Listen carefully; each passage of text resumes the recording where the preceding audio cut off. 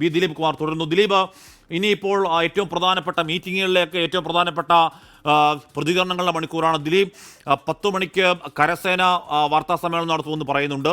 അത് കഴിയുമ്പോൾ സുരക്ഷാ സമിതിയുടെ മീറ്റിംഗ് ഉണ്ട്. അത് കഴിയുമ്പോൾ കേന്ദ്ര ക്യാബിനറ്റ് ഉണ്ട്. ഈ ആക്രമണത്തിൻ്റെ കൂടുതൽ ദൃശ്യങ്ങൾ, കൂടുതൽ വിശദാംശങ്ങൾ കൂടി ഇനിയും പുറത്തു വരേണ്ട ചില കാര്യങ്ങളുണ്ട്. അതിൽ ഈ പറയുന്ന മസൂദ് അസറിനെ അടക്കം ജീവഹാനി ഉണ്ടായിട്ടുണ്ടോ തുടങ്ങിയ ചോദ്യങ്ങൾക്ക് മറുപടി ഉണ്ടാവേണ്ടതുണ്ട്. ദിലീപ്, അല്ല, അതിൽ ഒരു കാര്യം കൂടി ദിലീപ് ചൂണ്ടിക്കാട്ടട്ടെ. 1971 ശേഷം ഇതാദ്യമായാണ് ഇന്ത്യ 3 സേനാ വിഭാഗങ്ങളും കര, നാവിക, വ്യോമസേനകൾ സംയുക്തമായി പാകിസ്ഥാനിൽ ഒരു മിലിറ്ററി ഓപ്പറേഷൻ നടത്തുന്നത് എന്നത് ഒരു പ്രത്യേകതയായി ഇപ്പോൾ പ്രതിരോധ വിദഗ്ധർ ചൂണ്ടിക്കാട്ടുന്നുണ്ട്. അതുകൊണ്ടാണ് ഇതിന് ശേഷം തൊട്ടു പിന്നാലെ പ്രതിരോധ മന്ത്രി കര, നാവിക, വ്യോമസേന തലവന്മാരുമായി നേരിട്ട് സംസാരിക്കുകയും ചെയ്തു. അപ്പോൾ ഇത്രയും വർഷത്തിന് ശേഷം 71 ശേഷം ഇത്രയും വർഷം കഴിയുമ്പോഴാണ് സംയുക്തമായി ഈ തരത്തിൽ നമുക്ക് പാകിസ്ഥാനിൽ ഒരു തിരിച്ചടി കൊടുക്കേണ്ടി വരുന്ന സാഹചര്യം ഉണ്ടാകുന്നത്. അത് ഈ നടത്തിയ ഓപ്പറേഷൻ എത്ര പ്രധാനപ്പെട്ടതാണ് എന്ന് വ്യക്തമാക്കുന്നുണ്ടല്ലോ. ഇത്രയും നീണ്ട വർഷത്തിന് ശേഷം സംയുക്തമായി 3 സേനകളും ഒരുമിച്ച് ഒരു തരത്തിൽ പറഞ്ഞാൽ ഒരു പ്രത്യാക്രമണത്തിന് മുതിരുന്നത് അല്ലേ?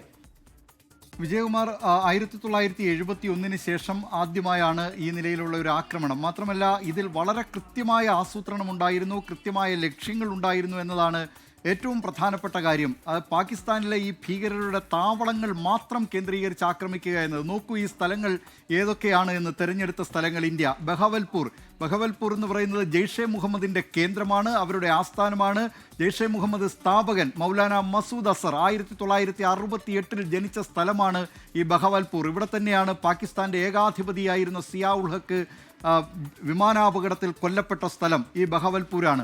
അവിടെ ഈ ജെയ്ഷെ മുഹമ്മദിൻ്റെ താവളം കേന്ദ്രീകരിച്ച്, അത് ഒരു വശത്ത് രാജസ്ഥാൻ എന്ന് പറഞ്ഞാൽ വിശാലമായ താർ മരുഭൂമിക്ക് അപ്പുറമാണ് ഈ സ്ഥലമുള്ള ബഹാവൽപൂരുള്ളത്. ആ ബഹാവൽപൂരിലെ ജെയ്ഷെ മുഹമ്മദിൻ്റെ താവളങ്ങളിലാണ് ഇന്ത്യ ആക്രമണം നടത്തിയിട്ടുള്ളത്.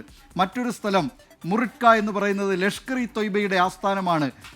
കൊടും ഭീകരനായിട്ടുള്ള ലഷ്കർ സ്ഥാപകനായിട്ടുള്ള ഹാഫിസ് സയ്യിദിൻ്റെ സ്ഥലമാണ് അവിടെയാണ് മുറിഡ്കയിലാണ് ഈ ആക്രമണം നടത്തിയിട്ടുള്ളത്.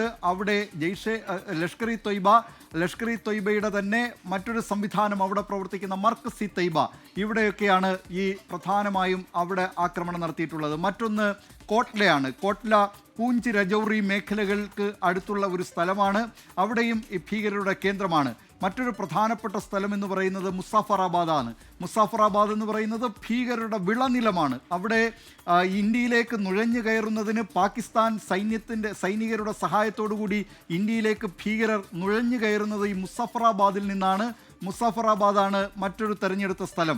അങ്ങനെ ഭീകരരുടെ താവളങ്ങൾ മാത്രം കേന്ദ്രീകരിച്ച് ഇന്ത്യ നടത്തിയിട്ടുള്ള ഈ ആക്രമണം, ഇനി ആരൊക്കെയാണ്, ഏതൊക്കെ ഭീകരരാണ് ഈ ആക്രമണത്തിൽ കൊല്ലപ്പെട്ടത് എന്നതൊക്കെ അറിയാനിരിക്കുന്നതേ ഉള്ളൂ. ലഭ്യമാകുന്ന വിവരപ്രകാരം തന്നെ ജെയ്ഷെ മുഹമ്മദിൻ്റെയും ലഷ്കറിൻ്റെയും ഒക്കെ ഭീകരർ ഈ ആക്രമണത്തിൽ കൊല്ലപ്പെട്ടിട്ടുണ്ട് എന്ന് തന്നെയാണ്, അവരെ വകവരുത്തിയിട്ടുണ്ട് എന്ന് തന്നെയാണ്. മാത്രമല്ല, ഈ 2 സംഘടനകളെ മാത്രമല്ല ലക്ഷ്യമിട്ടത് ഇന്ത്യ. പാകിസ്ഥാനിലെ മറ്റു ഭീകര സംഘടനകളായിട്ടുള്ള ജമാഅത്ത് ദാവ, അതോടൊപ്പം തന്നെ മറ്റൊരു ഭീകര സംഘടനയായിട്ടുള്ള ഹിസ്ബുൾ മുജാഹിദീൻ, ഇവരുടെയൊക്കെ താവളങ്ങളിൽ ഇന്ത്യ ആക്രമണം നടത്തിയിട്ടുണ്ട്, ഭീകരരെ വകവരുത്തിയിട്ടുണ്ട്. ഇതിൻ്റെ വിശദാംശങ്ങൾ രാവിലെ 10 മണിക്ക് സൈനിക വക്താക്കൾ, കരസേനയുടെയും വ്യോമസേനയുടെയും നാവികസേനയുടെയും വക്താക്കൾ ഈ വാർത്താ സമ്മേളനത്തിൽ ഉണ്ടാകുമെന്നാണ് അറിയാൻ കഴിയുന്നത്. 10 മണിക്ക് നടത്തുന്ന വാർത്താ സമ്മേളനത്തിൽ ഇതിൻ്റെ വിശദാംശങ്ങൾ അറിയാം. 11 മണിക്ക് സുരക്ഷാ കാര്യങ്ങൾക്കുള്ള കേന്ദ്രമന്ത്രിസഭാ സമിതി യോഗം ചേരുന്നുണ്ട്.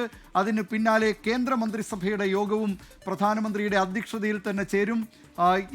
ഏതായാലും ഇന്ത്യയുടെ മറുപടി, പഹൽഗാം ഭീകരാക്രമണത്തിന് ഇന്ത്യയുടെ മറുപടി ഉണ്ടായിരിക്കുന്നു. ഭീകരരുടെ താവളങ്ങൾ തകർത്തുകൊണ്ടാണ് ഇന്ത്യയുടെ മറുപടി ഉണ്ടായിരിക്കുന്നത്. ഭീകരാക്രമണത്തിന് പിന്നാലെ ലോകരാജ്യങ്ങളിലുമായി, പ്രധാനപ്പെട്ട രാഷ്ട്രങ്ങളുമായി ഇന്ത്യ ബന്ധപ്പെട്ടു, ഇന്ത്യയുടെ നിലപാട് വിശദീകരിച്ചു. America, Russia, UAE, Saudi Arabia തുടങ്ങിയ രാജ്യങ്ങളുമായെല്ലാം അവിടുത്തെ ഭരണാധികാരികളുമായി ഇന്ത്യ സംസാരിച്ച് ഇന്ത്യൻ നിലപാട് അറിയിച്ചിട്ടുമുണ്ട്.